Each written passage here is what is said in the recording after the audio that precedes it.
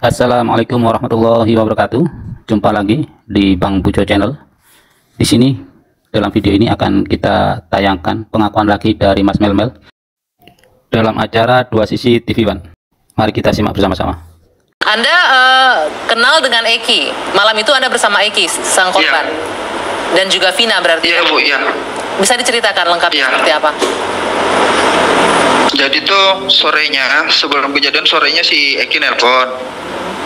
Si Eki ngomong, Kang, ada acara nggak malam ini? Saya bilang nggak ada. Kenapa dek?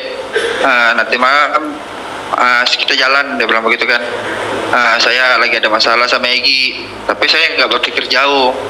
Maksudnya saya nggak berpikir jauh itu, saya nggak berpikir kalau si bakal terjadi pembunuhan itu, saya nggak berpikir situ, paling masalah anak-anak lah, saya bilang begitu kan dalam hati. Ya nggak ada, ya sudah Kang, nanti malam kita janjian tempat biasa di taman ya. Jadi habis itu sudah jam 8 malam saya yang nelpon Eki, dek jadi apa enggak? Kalau misalnya enggak jadi, ya Kang mau lanjut lagi nih kerja. Bilangnya si Eki, jadi Bang, setelah ini kita jemput Pina dulu. Ya itu jemput Pina.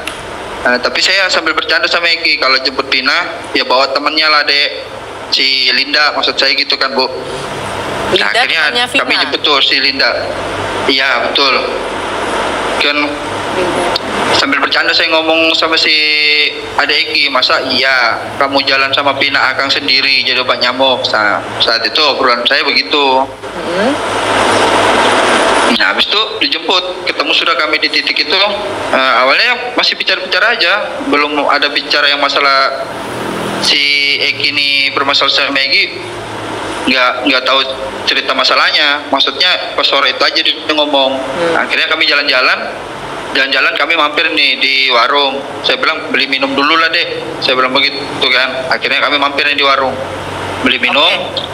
Habis beli minum, pas kami beli minum itu si Pina ini rencananya mau ikut saya ya, karena gimana geragat Pina itu kayak gimana ya, kayak gelisah gitu lah Bu. Kenapa? Sempat cerita nggak gelisah kenapa? Nggak sempat cerita. Nggak lama, beberapa menit kemudian lewatlah 3 motor teriakin si Eki. Itu siapa? Anda kenal nggak? Nggak kenal Bu, cuma si Eki ini ngomong, Kang itu nah temannya si Egi. Saya ini belum tahu Egi itu yang mana. Sudah saya bilang nggak apa-apa deh, kita lanjut aja jalan, saya bilang begitu. Nah, akhirnya kami jalan. Kami sempat singgit di jalan, putar-putar. Habis putar-putar, memang kan pada malam itu kan rame Bu, pas posisi malam minggu kan. Jam berapa itu persisnya? Ya sekitar jam 9-an Bu, jam 9 setengah 10-an kami jalan itu. Oke. Dari sini Mas Melmel menyampaikan bahwa jam 8 itu mereka belum ketemu.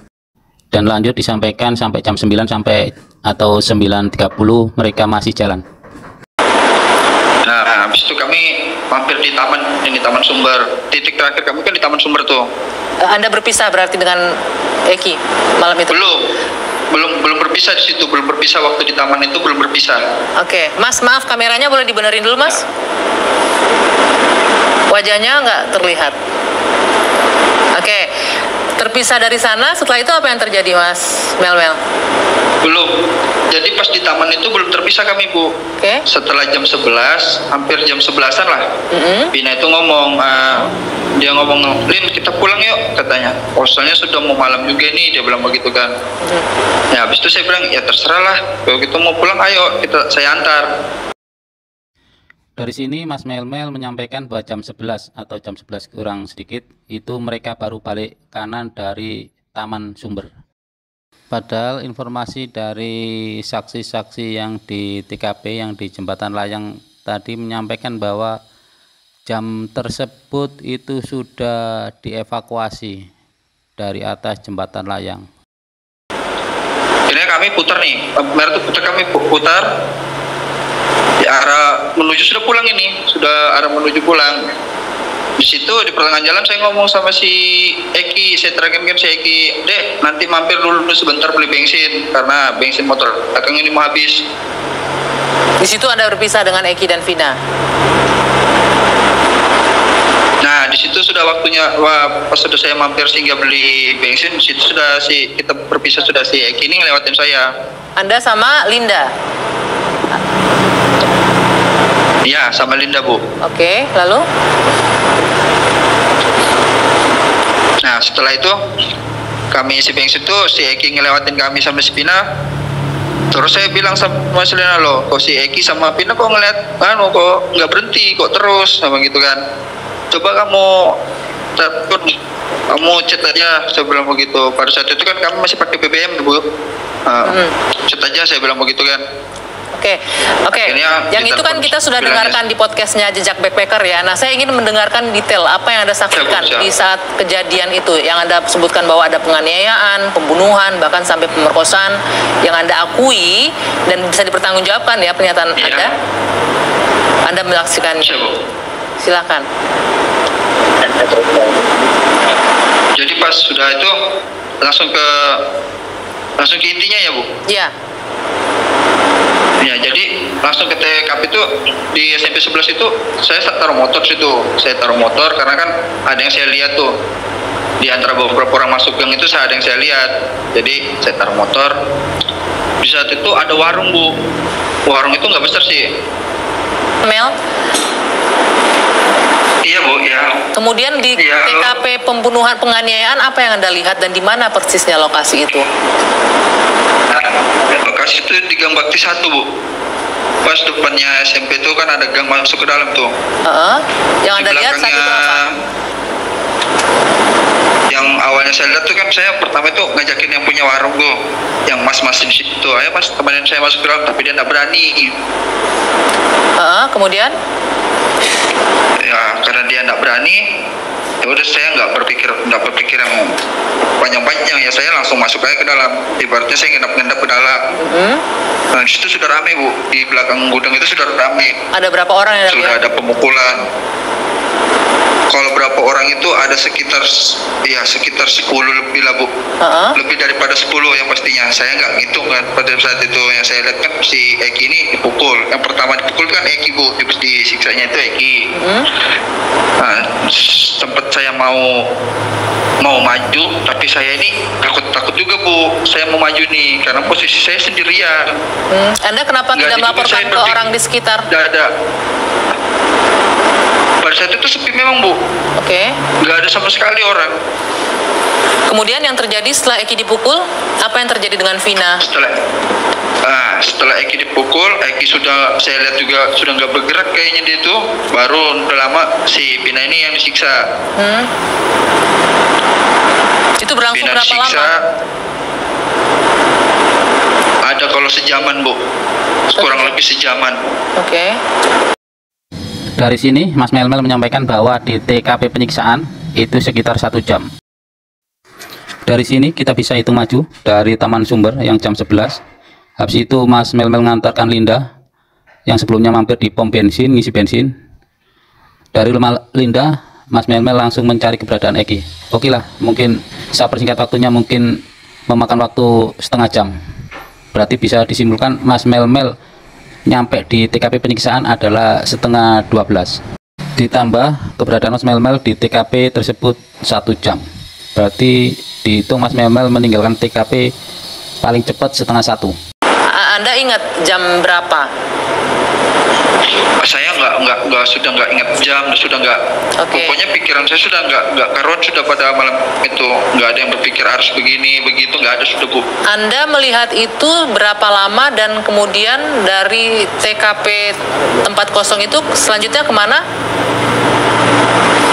Begitu sudah selesai, mereka mau pulang tuh saya langsung lari. Mereka mau keluar dari lahan kosong, Anda lari kemudian? Nah, saya lari. Keluar sudah yang pertama itu, yang keluar itu berapa motor aja ya, Bu. Pinanya sama Eki ini belum dibawa nih. Mungkin dia ngecek atau apa, saya nggak tahu, dia pergi keluar.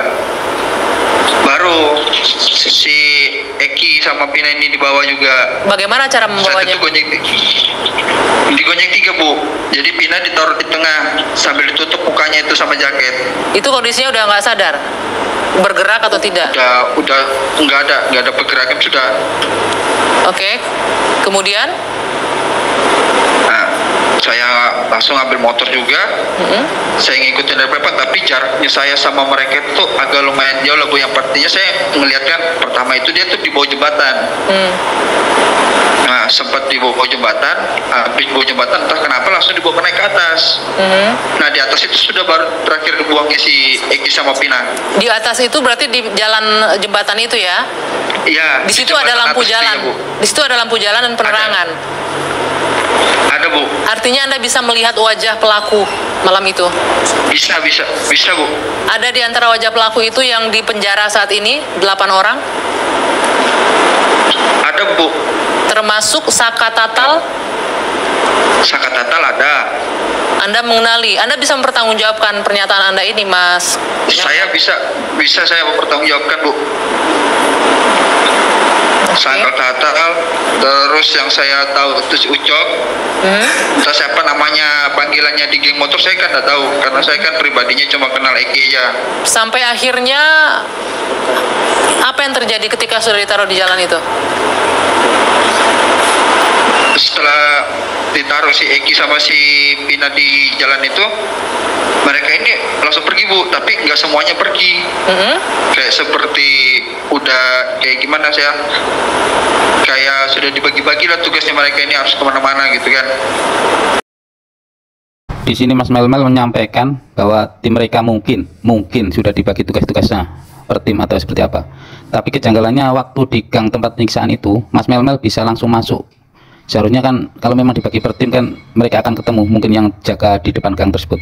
Nah, akhirnya mereka pergi sepi, saya datangin menghampiri pertama saya hampir itu si Eki. Saya pikir kan Eki ini ada pergerakan atau ibaratnya masih apakah Eki ini masih bernapas apa enggak. Dari sini kita lanjutkan hitung maju kita tadi. Setelah meninggalkan TKP penyiksaan sekitar jam 12:30 sampai di jembatan Layang Talun, berarti paling cepat lah kita anggap jam 1:04, jam 00:45. Hal ini akan bertentangan dengan laporan dari kepolisian, juga kesaksian warga yang penjual apa itu di seputaran jembatan Layang Talun yang menyampaikan bahwa sekitar jam 11:00 itu sudah ada kegiatan untuk mengevakuasi korban kecelakaan yang di jembatan Layang Talun tersebut. Demikian analisa saya terkait dengan kesaksian Mas Melmel di acara Dua Sisi TV One. Sekali lagi ini bukan tentang menghakimi kesaksian Mas Melmel tersebut. Kita juga tidak memvonis bahwa Mas Melmel telah salah dan berbohong dalam kesaksiannya, karena kejadiannya juga sudah 8 tahun yang lalu. Mungkin Mas Melmel juga mengumpulkan kepingan ingatannya langsung dirangkai dalam cerita yang disampaikan di acara tersebut. Demikian Sobat Lucu, semoga kita semuanya bijak menyikapi setiap informasi yang berkembang di media sosial. Kita doakan aja semoga kasus ini segera terungkap sejelas-jelasnya dan bisa memberikan rasa keadilan bagi semua pihak. Sekian dan terima kasih. Wassalamualaikum warahmatullahi wabarakatuh.